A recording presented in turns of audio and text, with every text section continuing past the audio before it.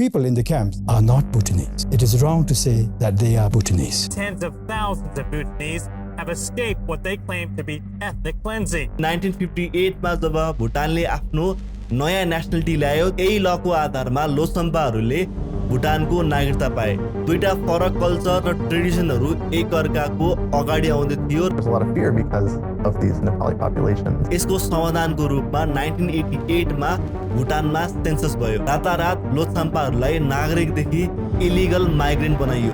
यस्तो माहौलमा र डरमा हजारौं व्यक्तिहरू देश छोडेर भाग्न बाध्य भए। उहाँहरू नेपाल आउनुभयो तर कुरा यही टुङ्गिएको छैन। 1988 मा जब लोछम्पाहरूको सेन्सस हुँदै थियो, त्यही टाइम भुटान सरकारको दुईजना high ranking official Teknath Rijal र विद्यापति भण्डारीले राजालाई 1500 वर्डको पेटिसन लेख्छन् र सेन्सस गर्दा एकदमै गोलमाल हुँदैछ भनेर भन्छन्। एउटै फ्यामिलीको मान्छेहरू पनि डिफ्रेन्ट क्याटेगोरीमा राखिँदैछ भनेर उनीहरूले पेटिसन लेखेका थिए। टेकनाथ रिजाल त रोयल एडभाइजरी कमिटीमा पनि थिए र 13 वर्षभन्दा धेरै समयदेखि सरकारकै लागि काम गरिरहेका थिए। उनको फर्दर स्टडिजको लागि भनेर भुटान सरकारले नै उनलाई अस्ट्रेलिया पनि पठाएको थियो। सो जब राजा जिग्मे सिङ्गे वाङचुकले यो पेटिसन पाए, उनले यसलाई एकदम सिरियसली लिए र यो पेटिसन मन्त्रीमण्डललाई रिभ्यू गर्न भनेर फरवर्ड गरिदिए र राजा आफै यो सेन्सस हेर्न भनेर साउदर्न भुटानको चिराङ र साम्ची लगायतको एरियाको टुरमा निस्के। डरले भनौँ या अरू कुनै कारणले, तर राजाको अगाडि कोही पनि बोल्न तयार भएन। राजाले अब टेकनाथ रिजालले नै झुट फैलाइराखेको कन्क्लुजन निकाले र उनलाई रोयल काउन्सिलबाट पनि निकालियो र 3 दिनसम्म जेल हालियो। जेलबाट निस्केपछि उनी भागेर नेपालको बिर्ता मोडमा आइपुग्छन् र यहाँबाट नै उनले भुटानको विरुद्धमा लेख्न र बोल्न थाल्छन्। भुटान वी वान्ट जस्टिस भनेर हजारौं पिस प्याम्पलेटहरू प्रिन्ट हुन्छ र डिस्ट्रिब्युट गरिन्छ।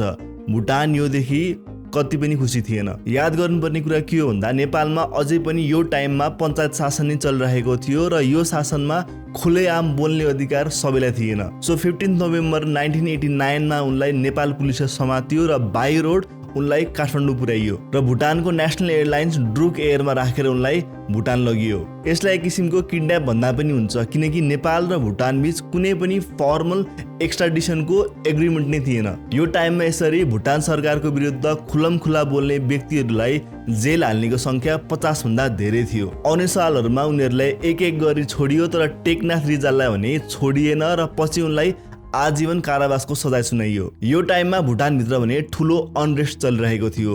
म्यासिभ प्रोटेस्टहरू लोछम्पाहरूले गरिरहेका थिए। कतिवटा ठाउँमा ठुलो दंगा र भाइलेन्सका घटनाहरू पनि देखिए। लाइक 2 जुन 1990 मा भुटानको साम्ची जिल्लामा दुईजना नेपाली मुल्की अफिसर कैलाश दाहाल र बलराम गिरीको काटिएको टाउको भेटियो र त्यो सँगै एउटा रातो इङ्कमा लेखिएको चिठी इङ्ग्लिस र नेपाली दुवैमा लेखिएको थियो कि जो कोही पनि रोयल सरकारको साथमा थियो त्यसको हालत यस्तै हुनेवाला छ भनेर। सरकारले यसको दोष लोछम्पाहरूलाई लगायो र यो घटनाको फोटोहरू र यो चिठीहरूलाई किताबमा छपाएर देशभरि नै लोछम्पाहरू यस्तो गर्दैछन् भनेर प्रचार गरियो। जहाँ पनि कुनै घटना घट्थ्यो त्यसको दोष लोछम्पाहरूलाई लगाइयो। हाम्रो फर्स्ट पार्टको भिडियोमा टन्नै भुटानीहरूले मेन्सन गर्नुभएको भाइलेन्ट एक्टहरू सायद यही घटनाहरू नै होला। सायद कतिवटा घटनामा लोछम्पाहरू दोषी होलान्, तर सबै घटनाको दोषी उनीहरू मात्रै हो भन्नु सायद अलि ठिक होइन। जस्तै यही टाइममा भुटानमा बोडो रिबेलहरू पनि एक्टिभ थिए। बोडो रिबेलहरू आसामलाई इन्डियादेखि छुटाउन चाहन्थे र इन्डिया सरकारसँग भागेर उनीहरू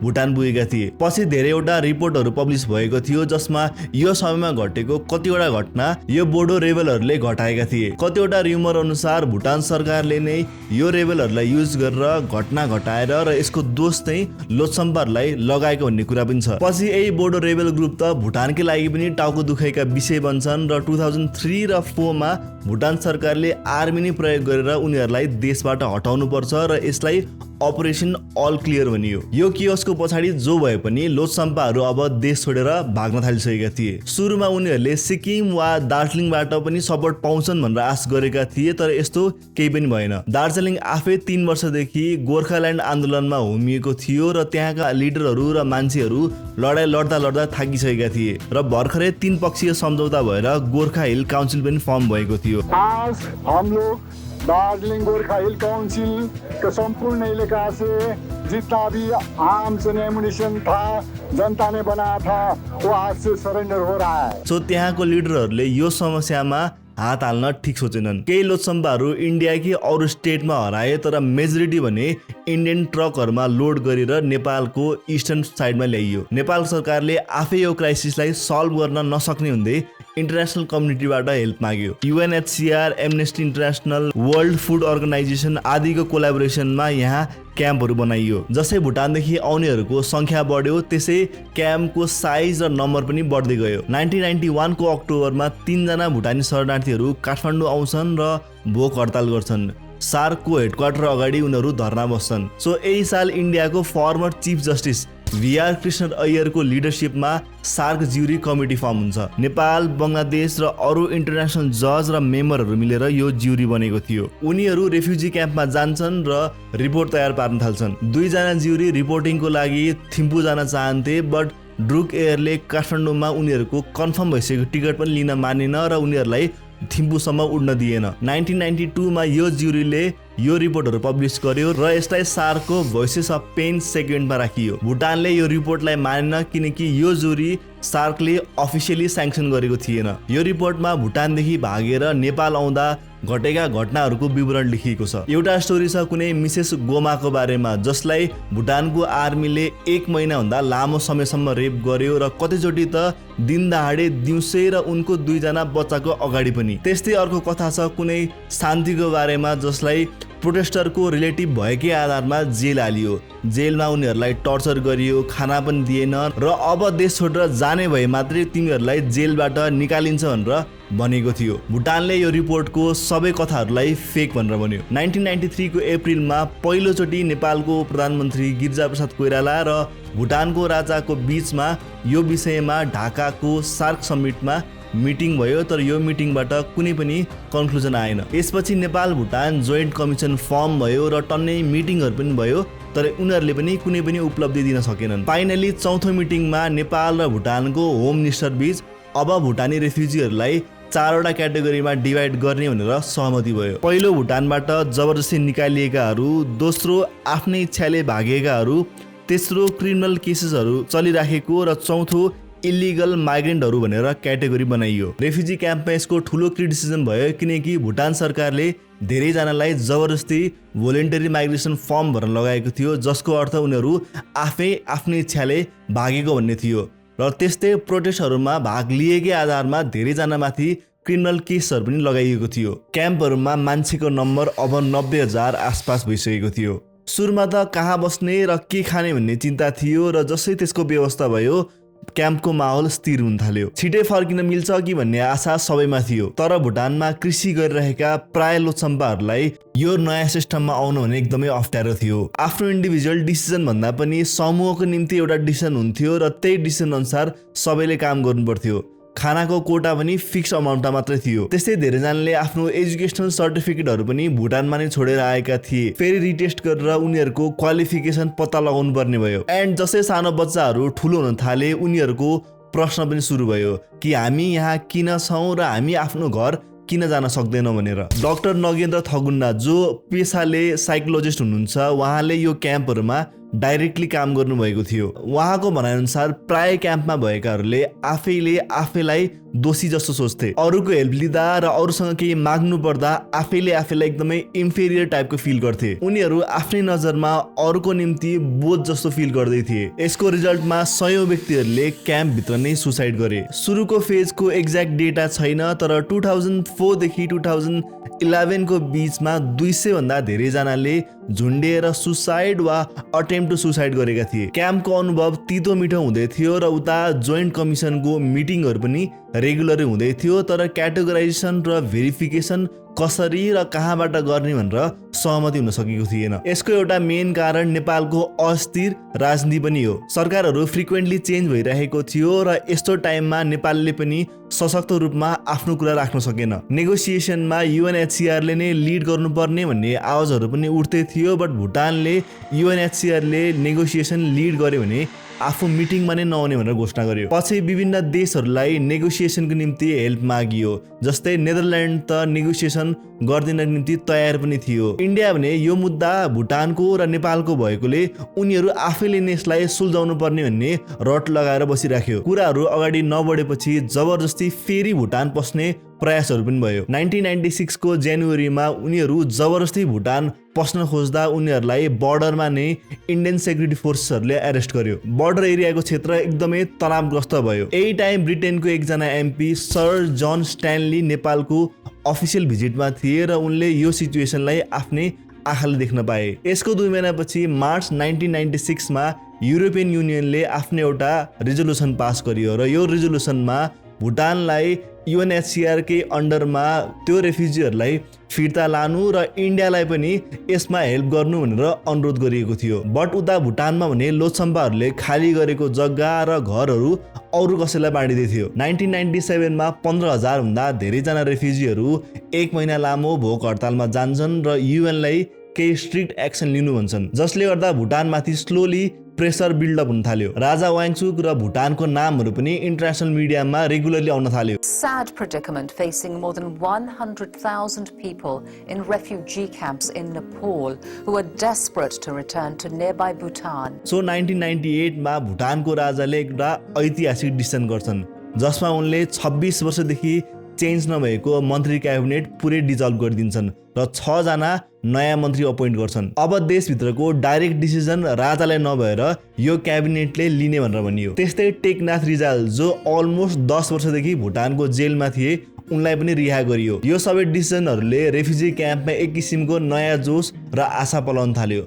बट सायद यो डिसिजन एउटा पोलिटिकल स्टन्ट मात्रै थियो, किनकि नेगोसिएसनहरू अगाडि बढ्दै बढेन। टेकनाथ रिजालको केसमा उनी रिहा भइसकेपछि क्याम्पमा बसेकाहरू कतिजनाले अब उनले यो आन्दोलनलाई लिड गर्न नसक्ने भनेर भनियो। उता भुटानमा पनि उनी र उनी जस्तै अरू लिडरहरू नै यो होल समस्याको जड हो भनेर प्रचार गरियो। मार्च 2000 मा युरोपियन युनियनले आफ्नो सेकेन्ड रेजोल्युसन पास गर्यो र भुटानलाई अझै धेरै प्रेसर दियो। US र युरोपियन युनियनको प्रेसरमा भुटानले फाइनली क्याटेगोराइजेसन र भेरिफिकेसनको काम सुरु गर्यो। खुदुनाबारीको क्याम्पबाट यो भेरिफिकेसनको प्रोसेस सुरु भयो, तर भेरिफिकेसनको प्रोसेस सुरुबाट नै एकदमै स्लो भयो। भुटान सरकारले यसको दोष फेरि पनि नेपालको अस्थिर राजनीतिलाई लगायो। यही टाइममा नेपाल पनि माओवादी द्वन्द्वबाट जाँदै थियो र भुटानी रेफ्युजीहरूको मुद्दा सेकेन्ड प्रायोरिटीमा पर्यो। अर्को यो भेरिफिकेसन प्रोसेसमा पनि ठुलो भेदभाव भयो। भुटनिज भेरिफिकेसन टिमको हेड डाक्टर सोनम तान्जिनलाई क्याम्पमा भएको धेरैजनाले चिने। भुटानमा उनीहरूलाई जेल हाल्ने र टर्चर गर्ने मध्ये एउटा मेन जिल्लाको हेड यी सोनम तेन्जिन नै थिए। त्यस्तै सानो सानो मुद्दामा पनि भेरिफिकेसनको प्रोसेसलाई रोकिन्थ्यो। एउटा घटनामा यो भेरिफिकेसनको प्रोसेस देखेर